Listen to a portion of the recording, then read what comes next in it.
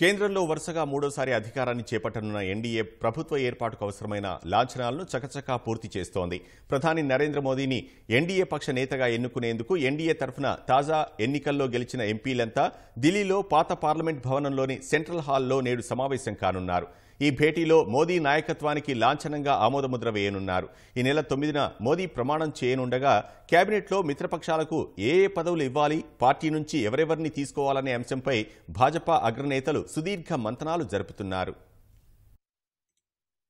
ప్రధానమంత్రిగా మోదీ మూడోసారి ప్రమాణం చేసేందుకు అవసరమైన లాంఛనాలు చకచకా జరుగుతున్నాయి. ఇవాళ ఎన్డీఏ ఎంపీల భేటీ నిర్వహించనున్నారు. విస్తృత స్థాయిలో జరిగే ఈ కార్యక్రమానికి హాజరయ్యేందుకు తెలుగుదేశం అధినేత చంద్రబాబు నాయుడు ఇప్పటికే ఢిల్లీకి చేరుకున్నారు. ఎన్డీఏ ఎంపీల భేటీలో 240 మంది భాజపా ఎంపీలతో పాటు Telugudesam, JDU, Shivsena, Ram Vilas Lok Janshakti, NCP, JDS, Janasena, Apna Dal సహా ఇతర మిత్రపక్షాల ఎంపీలు, ఎన్డీఏ పార్టీల ముఖ్యమంత్రులు, ఉప ముఖ్యమంత్రులు పాల్గొంటారు. మోదీ నాయకత్వాన్ని సమర్థిస్తూ వారంతా ఏకగ్రీవ తీర్మానం చేయనున్నారు. అనంతరం చంద్రబాబు బీహార్ సీఎం నితీష్ కుమార్ సహా పలువురు అగ్రనేతలతో కలిసి మోదీ రాష్ట్రపతి ద్రౌపది ముర్ముతో సమావేశమవుతారు. ఎన్డీఏకు మద్దతిస్తున్న ఎంపీల జాబితాను మద్దతు లేఖల్ని సమర్పిస్తారు. తన నేతృత్వంలో ప్రభుత్వ ఏర్పాటుకు అవకాశమివ్వాలని కోరతారు. ఎన్డీఏకు సంపూర్ణ మెజారిటీ ఉన్న నేపథ్యంలో ఆయన్ను సర్కార్ ఏర్పాటు కోసం రాష్ట్రపతి ఆహ్వానిస్తారు. ఆదివారం సాయంత్రం 6 గంటలకు మోదీ తన మంత్రివర్గ సభ్యులతో సహా ప్రమాణం చేసే అవకాశముంది.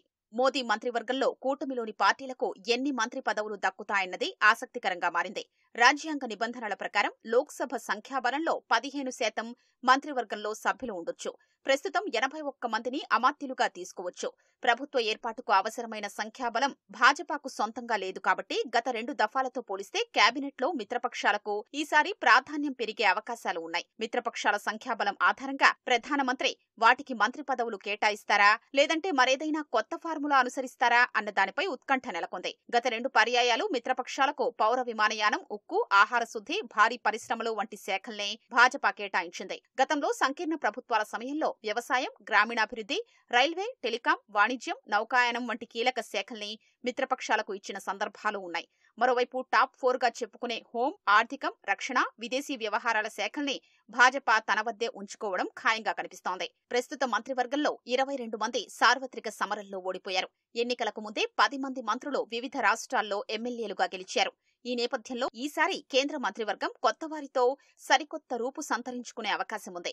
సింధే వర్గానికి చెందిన శివసేన తరపున తన కుమారుడు 3 సార్లు ఎంపీ శ్రీకాంత్ సింధేను కాకుండా ఇతర సీనియర్ ఎంపీల్ని మంత్రి పదవుల కోసం పరిగణలోకి తీసుకోవాలని మహారాష్ట్ర సీఎం ఏక్నాథ్ సింధే భాజపాకు సూచించినట్లు తెలుస్తోంది.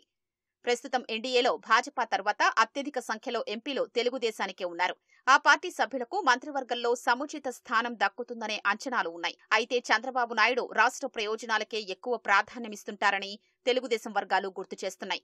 మంత్రి పదవుల కేటాయింపు విషయాన్ని మోదీ నిర్ణయానికే వదిలిపెట్టి భవిష్యత్తులో రాష్ట్ర ప్రయోజనాల కోసం కేంద్రంపై ఆయన ఒత్తిడి తెచ్చేందుకు ఆస్కారం అధికంగా ఉందని పేర్కొంటున్నాయి. గతంలో తెలుగుదేశం పార్టీ వాజ్పేయి ప్రభుత్వంలో చేరకుండా స్పీకర్ పదవికే పరిమితమైన విషయాన్ని గుర్తు చేస్తున్నాయి. వ్యక్తిగత ప్రయోజనాల్ని పక్కనబెట్టి చంద్రబాబు రాష్ట్ర ప్రయోజనాలకు ప్రాధాన్యమివ్వడం 2014-18 మధ్య మోదీ చూశారని, ఎన్డీఏ నుంచి బయటకొచ్చిన తర్వాత కూడా భాజపా నేతలు ఆ విషయాన్ని పలు సందర్భాల్లో గుర్తు చేసుకున్నారని తెదేపా నాయకులు చెబుతున్నారు. చంద్రబాబు మరోసారి అదే పంథాను అనుసరించే అవకాశముందని అంచనా వేస్తున్నారు. ఈసారి ఆయన అమరావతి, పోలవరం నిర్మాణంతో పాటు రాష్ట్రానికి మౌలిక వసతులు, కేంద్ర ప్రభుత్వ ప్రాజెక్టుల కోసం ఒత్తిడి చేయడానికి వెనకాడబోరని వివరిస్తున్నారు. అందుకే మంత్రి పదవుల కోసం తన అమ్ముల పొదిలోని అస్త్రాల్ని వృధా చేసుకోరని చెబుతున్నారు. తెలుగుదేశానికి ఉన్న సంఖ్యాబలాన్ని బట్టి 3 దాకా మంత్రి పదవులు రావొచ్చని అంచనా వేస్తున్నారు. మరోవైపు బీహార్కు ప్రత్యేక హోదా ఇవ్వాలని భాజపాను జేడీయూ డిమాండ్ చేసే అవకాశాలు కనిపిస్తున్నాయి. మిత్రపక్షాలకు కేంద్ర మంత్రి పదవుల పంపకంపై అమిత్ షా, రాజ్నాథ్ సింగ్ సహా భాజపా అగ్రనేతలు జేపీ నడ్డా ఇంట్లో సమావేశమై సమాలోచనలు జరిపారు. బిఎల్ సంతోష్, సురేష్ సోని, అరుణ్ కుమార్, దత్తాత్రేయ హుసబళే కూడా ఇందులో పాల్గొన్నారు.